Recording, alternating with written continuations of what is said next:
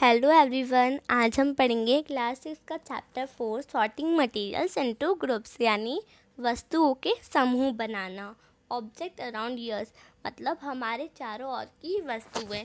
We have seen that our food and clothes have so much variety in them. Not just food and clothes, there is such a vast variety of objects everywhere. We see around us a chair, a bullock cart, a cycle, cooking utensils, books, clothes, toy, water stones, and many other objects. All these objects have different shape, colors, and uses. अब आपने देखा होगा कि हम अलग अलग तरीके का फूड खाते हैं, अलग अलग वैरायटी का फूड खाते हैं, अलग अलग वैरायटी के क्लोथ्स पहनते हैं। और क्लोथ्स और कपड़े की बात, क्लोथ्स यानी कपड़े और फूड यानी खाने की बात नहीं है। और भी ऐसी बहुत सारी चीज़ें जिनमें वैरायटी होती है, जैसे अब चेयर है, बुलॉक कार्ट है, साइकिल है, और जो कुकिंग खाने के बर्तन रहते हैं, और बुक्स है, क्लोथ्स कपड़े हैं, टॉयज़ है, वाटर है, स्टोन्स हैं। ये सब चीज़ें अलग अलग टाइप की होती है, अलग वैरायटी में भी होती है। अब इन सब की अलग अलग शेप होते हैं, अलग अलग कलर्स होते हैं, अलग अलग यूसेस होते हैं। किसी को हम बैठने के लिए यूज़ करते हैं, किसी को हम पढ़ने के लिए यूज़ करते हैं, किसी को हम पहनने के लिए यूज़ करते हैं। इन सब चीज़ों को हम अलग अलग चीज़ों के लिए यूज़ करते हैं। Look around and identify objects that are round and shape. अब आप अपने आसपास देखिए और ऐसी चीज़ें ढूंढिए जो गोल शेप की है। आ लिस्ट में include a rubber ball, a football, a glass marble. अब हमारी लिस्ट में रबर बॉल होगी और फुटबॉल होगी, ग्लास मार्बल होगा। If we include objects that are nearly round, our list could also include objects like apple, orange, earthen pitcher यानी गारा। अब हम देखेंगे ऐसी चीज़ें देखेंगे हम जो एकदम बहुत ही ज़्यादा नियरली राउंड है, तो उसमें आप बोलेंगे कि ऑरेंजेस है, एप्पल है और गारा है। ये सब चीज़ें आप बोलेंगे। अब मान लीजिए कि हम ऐसी वस्तु, ऐसी ऑब्जेक्ट्स पे ध्यान दे दें जो एडिबल है, मतलब जो खाने योग्य है, तो तब हम इस सूची में उन सभी वस्तुओं को सम्मिलित कर देंगे, उन सभी वस्तुओं को इंक्लूड कर देंगे जो हमने चैप्टर 1 में पढ़ी थी। यह भी हो सकता है कि जिन गोल चीज़ों की सूची मतलब लिस्ट आपने अभी बनाई है, इनमें से कुछ वस्तुएं समूह में भी सम्मिलित हो, इस लिस्ट में भी हो। Let us say we wishes to make a group of objects that are made of plastic, bucket, lunch box. Many such objects में find a place in this group. अब सबकी अलग अलग जगह ही होती है, जैसे प्लास्टिक की बनी वस्तु का एक अलग समूह होता है, एक अलग जगह होती है, बाल्टियों की अलग जगह होती है, लंच बॉक्स, खिलौने, इन सब जगह की अलग अलग जगह होती है। अब आप ऐसा तो करते नहीं कि लंच बॉक्स को आप बाथरूम में रख देते, सबकी एक पर्टिकुलर प्लेस होती है ना। There are so many ways to group objects. In the above examples, we have grouped objects on the basis of their shapes or the material they are made from. अब ऐसे बहुत सारे तरीके जिनसे हमको जो ऑब्जेक्ट्स इनको ग्रुप कर सकते हैं, एक समूह में रख सकते हैं। अब अभी तो हमने शेप, कलर और दूसरे बेसिस पे इनको रखा था। All object around us are made up of one or more material. अब जितनी भी चीज़ें हमारे पास रहती है वो एक या एक से ज़्यादा मटेरियल से बनी होती है। दिस मटेरियल्स में बी ग्लास। अब इस मटेरियल में कांच आ सकता है, मेटल आ सकता है, प्लास्टिक आ सकता है, कॉटन आ सकता है, वुड आ सकता है, कागज़ आ सकता है, मड आ सकता है और सॉइल आ सकता है। Can you think of more examples of materials. अब क्या आप मुझे और एग्जाम्पल्स बता सकते हैं मटेरियल्स के। अब यहाँ पर आपको एक एक्टिविटी दी गई है, इसमें बोला गया है कि आप है ना सारी ऑब्जेक्ट्स को कलेक्ट कर लीजिए, जितनी भी आप कलेक्ट कर सकते हैं। घर से कलेक्ट कर लीजिए, स्कूल से कर लीजिए, अपने क्लासरूम से कर लीजिए। अब उसमें आप किसी भी चीज़ का कलेक्शन कर सकते हैं, जैसे चॉक, पेंसिल, नोटबुक, रबड़, कुछ भी चीज़ें। We can also list. आप पटेटो का भी कर सकते हैं, किसी भी चीज़ का कर सकते हैं। एग्जाम्पल के लिए आप दीवार, tree, door, tractor etcetera. Separate all objects from this collection that are made from paper और वुड। और फिर इनमें से उन चीज़ों को अलग कर दीजिए जो पेपर या फिर लकड़ी से बनी है। This way we have divided all objects into 2 groups. फिर आप इनसे 2 ग्रुप्स में डिवाइड कर देंगे हर ऑब्जेक्ट को। One group has the object that are made from paper और wood, well the other group has the object that are not made of this materials. अब एक ग्रुप उस चीज़ों का हो जाएगा जो पेपर इंक्लूड करती है, और एक उसका हो जाएगा जिसमें पेपर या फिर वुड कुछ नहीं होता है। Let us be a little more systematic, list all objects collected. तो यहाँ पे बस एक ऐसी एक्टिविटी दी गई है जिसमें आपको ऑब्जेक्ट्स कलेक्ट करनी है, पेपर की और वुड की। अब यहाँ पे कुछ ऐसे ऑब्जेक्ट्स और मटेरियल्स दिए जो ऑब्जेक्ट्स दी गई है जो इन मटेरियल से बनती है। जैसे प्लेट है, हमारी थाली है, वो कैसे बनती है, वो स्टील से बनती है, ग्लास से बनती है और प्लास्टिक से बनती है। अब जो पैन है वो कैसे बनता है, वो प्लास्टिक से बनता है और मेटल से बनता है। वैसे ही वुड है, वुड कैसे बनता है, वुड से क्या क्या चीज़ें बनती है। अब यहाँ पे हमने ऑब्जेक्ट्स देखी थी और उनकी मटेरियल्स देखी थी। हम यहाँ पे मटेरियल देखेंगे, उनके ऑब्जेक्ट्स देखेंगे। जैसे पहले हमने देखा था कि प्लेट से क्या चीज़ें बन सकती है, और अब हम देख रहे हैं कि वुड से क्या चीज़ें, मतलब चेयर और टेबल से क्या चीज़ें बनी हैं या फिर बन सकती है ऐसी चीज़ें। जब वुड है, वुड से क्या बन सकता है, वुड से चेयर है, टेबल है, प्लफ है और ब्लॉक कार्ट है, व्हील्स है। जैसे पेपर से बुक्स है, notebooks, newspaper, toy, calendar. Plastic से क्या बन सकता है, प्लास्टिक से बकेट बन सकता है। और क्या चीज़ें होती है प्लास्टिक की, प्लास्टिक से बहुत सारी चीज़ें बन सकती है, जैसे बकेट और टब बन सकता है और कुछ भी चीज़ें बन सकती है, खेलने के टॉयज़ भी बन सकते हैं प्लास्टिक से, एक्सेट्रा। कॉटन से साड़ी बन सकती है, ये सब चीज़ें बन सकती हैं। अब हम देखेंगे properties of materials. Have you ever wondered why a tumbler is not made with a piece of cloth. अब क्या कभी आपने सोचा है कि जो टम्बलर है वो क्लॉथ के पीस से क्यों नहीं बनता है। Recall our experiences with a piece of cloth in chapter 3 and also keep in mind that we generally use a tumbler to keep a liquid. Tumbler यानी गिलास। तो यहाँ पर बोला गया है कि क्यों गिलास कपड़े का क्यों नहीं बन सकता है। Recall out experience with pieces of cloth in chapter 3. अब आप भी सोचिए, देखिए, अगर आप गिलास का उपयोग सामान्यतः आप लिक्विड की चीज़ें रखने के लिए करते हैं। अब अगर आप कपड़े का गिलास बनाएंगे तो आपका जितना भी चीज़ें आपने उसमें भरी है लिक्विड की, वो सब जो क्लॉथ रहेगा वो एब्जर्ब कर लेगा या फिर क्लॉथ से नीचे टपकने लग जाएगी, तो वो उस चीज़ में फील नहीं होगी। इसलिए जब भी हमको ग्लास बनाना होता है तो हम किस चीज़ों का यूज़ करते हैं, हम कांच का यूज़ करते हैं, प्लास्टिक का करते हैं और ऐसी चीज़ों का यूज़ करते हैं जिनसे जो वाटर है वो फ्लो नहीं हो और उसमें कलेक्ट हो जाए। वैसे कुकिंग वेसल्स के लिए भी हम ऐसी जैसे स्टील का यूज़ करते हैं और प्लास्टिक की चीज़ों का या फिर कांच ऐसी चीज़ों का ही यूज़ करते हैं, ना कि हम कपड़े का यूज़ करते हैं। ये देखिए, यहाँ पर आपको दिख भी रहा होगा कि ये जो एक लड़की है, इसने क्या करा है, इसने अपने कपड़े का रख लिया और कपड़े में पानी फिल करने लगी। तो ये आप देख रहे होंगे कि जो कपड़ा है उसमें से वाटर की कुछ ड्रॉप्स गिरने लग गई है। तो ये सब जो जितने भी मटेरियल्स होते हैं ना, उनकी कुछ प्रॉपर्टीज़ होती हैं, जैसे कि अपीयरेंस। अब हम अपीयरेंस के बारे में पढ़ेंगे, मतलब जो वो दिखते हैं वो कैसा है उसके बारे में पढ़ेंगे। अब materials usually look different from each other. जो मटेरियल रहते हैं वो एक दूसरे से अलग दिखाई देते हैं। Would looks very different from iron. अब जो वुड होता है वो आयरन से बहुत ही ज़्यादा अलग लगता है, और आयरन कॉपर और एल्यूमिनियम से भी बहुत अलग लगता है। मतलब सब चीज़ें एक दूसरे से अलग लगती है। At the same time there may be some similarities between iron, copper and aluminium that are not there in wood. और कुछ ऐसी चीज़ें भी होती है जो लोहे, कॉपर और एल्यूमिनियम में एक ही है, सिमिलर है, जो लकड़ी में नहीं पाई जाती है। अब यहाँ पर एक एक्टिविटी दी गई है जिसमें बोला गया है कि आप small pieces of different materials को कलेक्ट कर लीजिए, इकट्ठा कर लीजिए, जिसमें paper, cardboard, would sheet, aluminium sheet और चौक हो सकती है। Do any of this appear shiny. अब क्या इनमें से कोई भी चमकीली दिख रही है। अगर कोई सी चमकीली दिख रही है तो उनको अलग रख दीजिए, और जो चमकीली नहीं दिख रही है उनको अलग रख दीजिए। अब जैसे आपके जो टीचर है वो प्रत्येक चीज़ों को देखेंगे, सारे मटेरियल्स को देखेंगे, तो freshly cut surface, what do you notice. अब यहाँ पर बोला गया है कि cuts each material into 2 pieces. जो आपकी टीचर है वो आप ऑब्जर्व करना कि वो दोनों मटेरियल जो मटेरियल है उसको 2 पीसेस में कट कर देंगी। What do you notice. अब क्या आपने नोटिस करा, the freshly cut surface of some of this material appear shiny. मतलब जिसको अभी हमने जस्ट कट करा है वो थोड़ी शाइनी, चमकीली लग रही है। इन वस्तुओं को भी चमकीले पदार्थों के समूह में हम रख सकते हैं।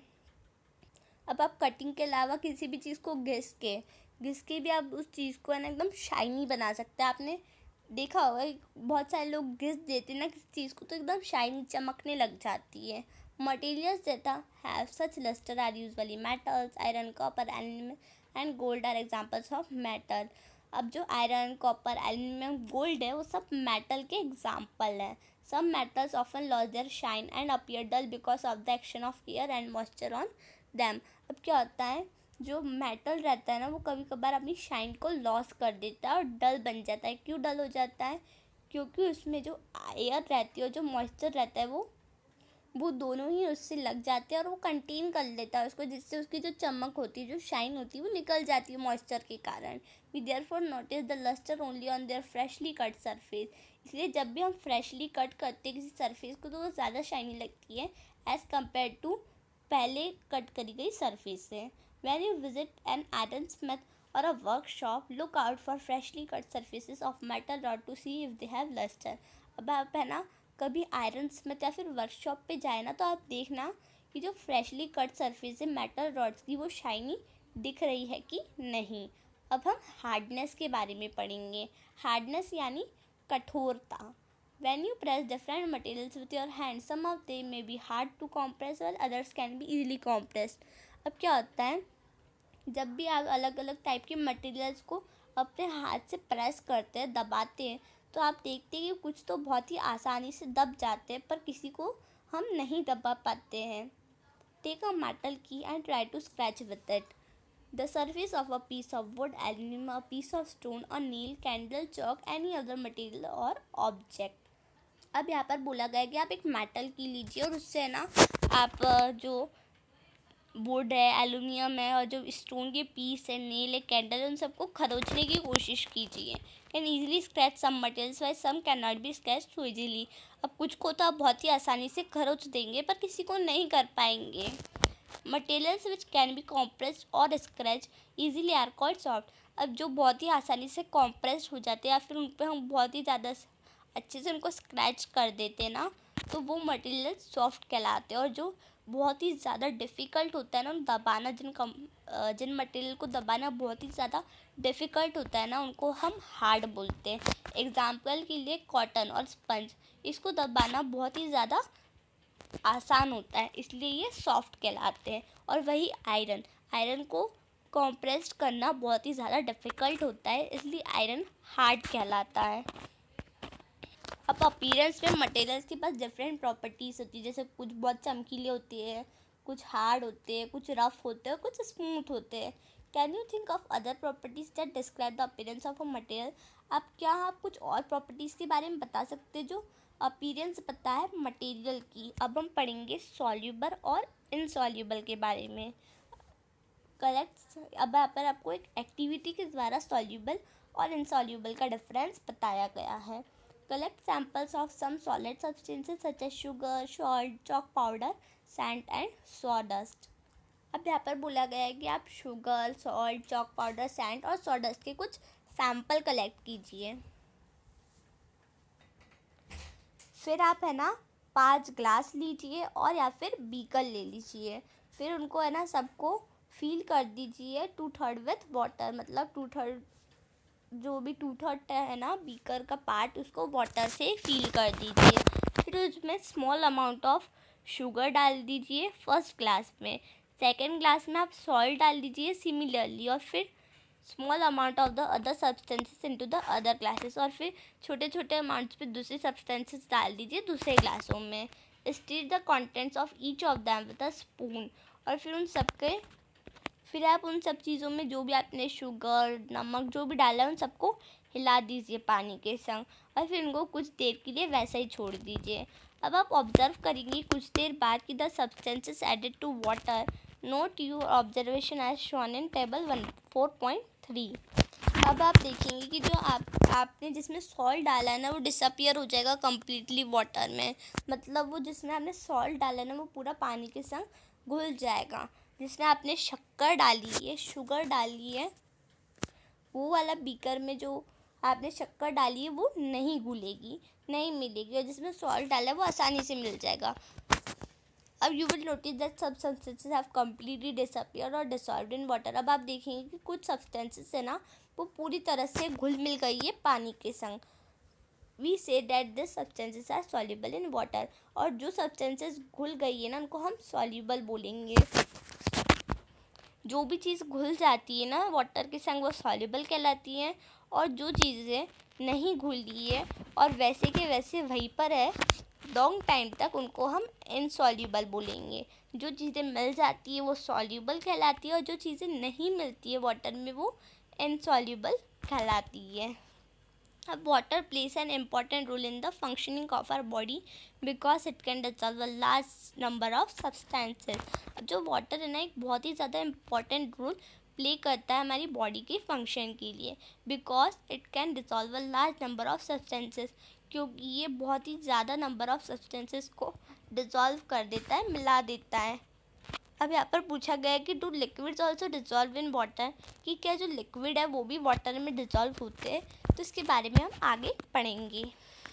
अब ये देखिए, हम इस चीज़ को जानने के लिए एक एक्टिविटी परफॉर्म करेंगे, जिसमें हम क्या करेंगे, हम कुछ सैम्पल्स कलेक्ट कर लेंगे विनेगर के, लेमन जूस के, मस्टर्ड ऑयल के और कोकोनट ऑयल के, और फिर उनको एक ग्लास टम्बलर में ले लेंगे, मतलब एक ग्लास में ले लेंगे, कांच के ग्लास में, और फिर उसको fill it up to half with water, उसको हाफ वाटर से भर देंगे, मतलब आधा वाटर से भर देंगे, और उसमें कुछ spoonful of one liquid to this and stir it well, फिर उसमें लिक्विड डाल देंगे और इसको मिला के 5 मिनट तक वैसे के वैसे रहने देंगे। Observe whether the liquid mixes with water, फिर आप ऑब्जर्व कीजिए कि क्या जो लिक्विड है वो वाटर के संग मिल गया है। Repeat the same with other liquid, as many different liquid as are available for you, write your observation. फिर आप इन पाँचों को देखना कि कौन सा मिल गया है। वैसे तो विनेगर, अब विनेगर एकदम अच्छे से मिल जाएगा, ये देखिए आपको यहाँ दिख रहा होगा, some liquid mix well but some others do not. इसमें आपको 2 दिख रहे होंगे इस फिगर में, इसमें ये वाला बहुत ही अच्छे से मिल गया और ये वाला ऊपर ऊपर रह गया और नीचे नहीं मिला है। तो मतलब कुछ एकदम अच्छे से मिल गए हैं तो कुछ नहीं मिले हैं। अब Boojho suggest that we also check if the liquid that we use in activity 5 mix well with some liquid other than water. अब जो बुजू है वो बोलता है कि हमें यह भी जांच करना चाहिए कि हमने एक्टिविटी 5 में जिन भी चीज़ों का उपयोग किया था क्या वो पानी के अतिरिक्त किसी और चीज़ के संग मिल रही है या नहीं। अब ये देखिए, इधर आप देख लीजिए, जो ये एक लड़के को यहाँ पे बुजू बताया गया है और एक लड़की को यहाँ पे पहले बताया गया है। अब some gases are soluble in water various others are not. अब कुछ गैस जो रहती है वो जल में एकदम अच्छे से, वाटर में एकदम अच्छे से सॉल्युबल हो जाती है, मिल जाती है, पर कुछ नहीं मिल पाती है। Water usually has small quantities of some gases dissolved in it. जो वाटर होता है, जो पानी होता है, उसमें स्मॉल क्वांटिटी में सब गैसेस होती है उसके अंदर, जो डिसॉल्व होती है उसके अंदर, मिक्सड होती है। एग्जाम्पल के लिए ऑक्सीजन गैस डिसॉल्व होती है वाटर में, जो वेरी इंपॉर्टेंट, बहुत ही ज़्यादा इम्पॉर्टेंट होती है एनिमल प्लांट्स के सर्वाइव के लिए। अब हम पढ़ेंगे ऑब्जेक्ट्स में फ्लोट और सिंक इन वाटर, मतलब जो ऑब्जेक्ट्स है वो पानी में तैर जाती है अथवा डूब भी जाती है। एक्टिविटी 4 करते समय आपने यह ध्यान दिया होगा कि पानी में जो चीज़ इनसॉल्युबल सॉलिड जल से एकदम अलग हो गई थी, और वही एक्टिविटी 5 में आपने देखा कि कुछ चीज़ें एकदम अच्छे से मिक्स हो गई और कुछ नहीं हुई हैं। Others may have sunk to the bottom of the tumbler, right. इनमें से कुछ मिक्स नहीं हुई है, वो एकदम पानी के ऊपर आके तैरने लगी हैं। We notice many example of object that float in water or sink. अब हमने देखा है कि कुछ ऑब्जेक्ट डूब गई है और कुछ तैर रही हैं। Dried leaves fallen on the surface of a pond, a stone that you throw into this pond, few drops of honey that you let fall into a glass of water. What happens to the all of this? अब यहाँ पर बोला गया है कि किसी तालाब की सतह पर गिरी सूखी पत्ती या कंकड़ को अगर आप पानी में फेंक देंगे और शहद यानी हनी की कुछ बूंदों को डाल देंगे तो इन सब का क्या होगा। बूजो यह चाहता है कि आप उसे वाटर में तैरने वाले और जल में डूबने वाले पदार्थों के 5-5 उदाहरण दें।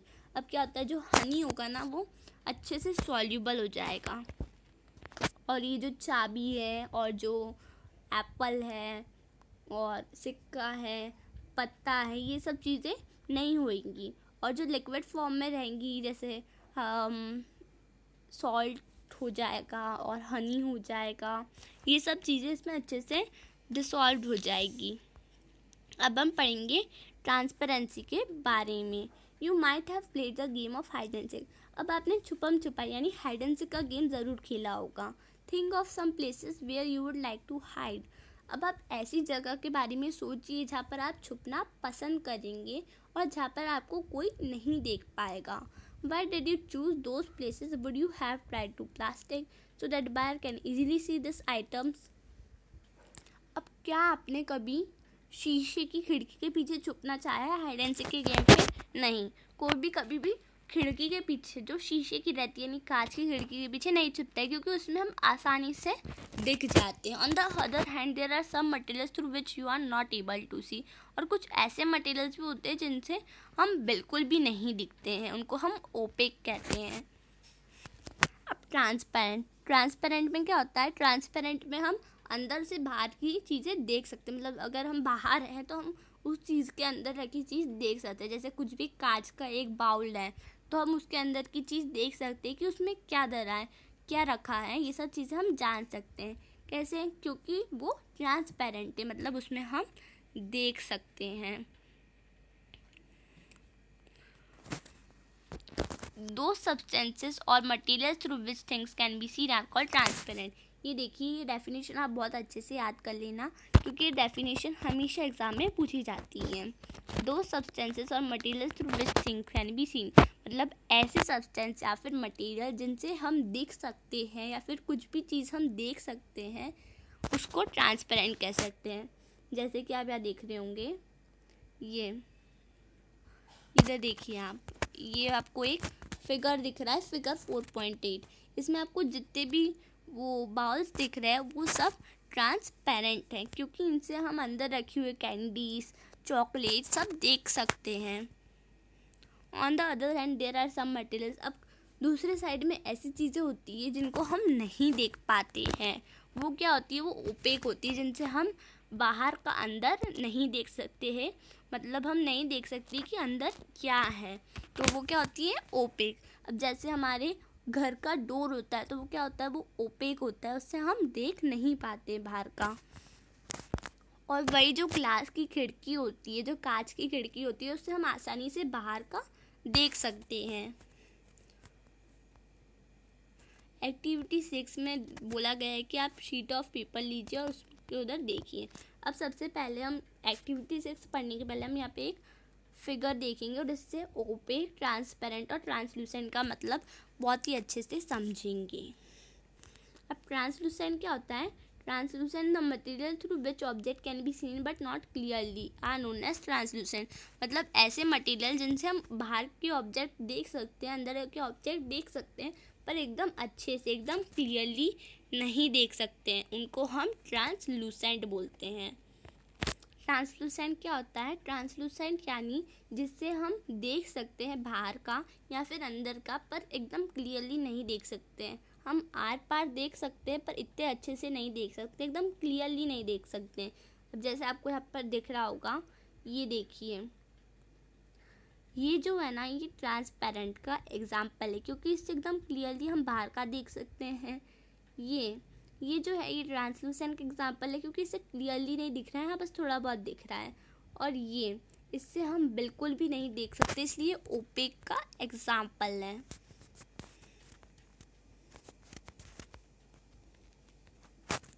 एक्टिविटी 6 इतने इम्पॉर्टेंट नहीं है, हाँ बस इसमें एक ट्रांसलूसेंट की डेफिनेशन बताइए जो मैंने आपको बता दी है। ये देखिए, the materials through which objects can be seen but not clearly are known as translucent. मतलब जिन मटेरियल से हम ऑब्जेक्ट को देख सकते हैं पर अच्छे से नहीं देख सकते, उनको ट्रांसलूसेंट कहते हैं। ये एक्टिविटी इतनी इम्पॉर्टेंट नहीं है तो इसे हम लेफ्ट भी कर सकते हैं। इसी के साथ हमारा चैप्टर ओवर हुआ। अगर आपको मेरी वीडियो पसंद आई हो तो इसे लाइक, शेयर और सब्सक्राइब करना मत भूलिएगा। Thank you.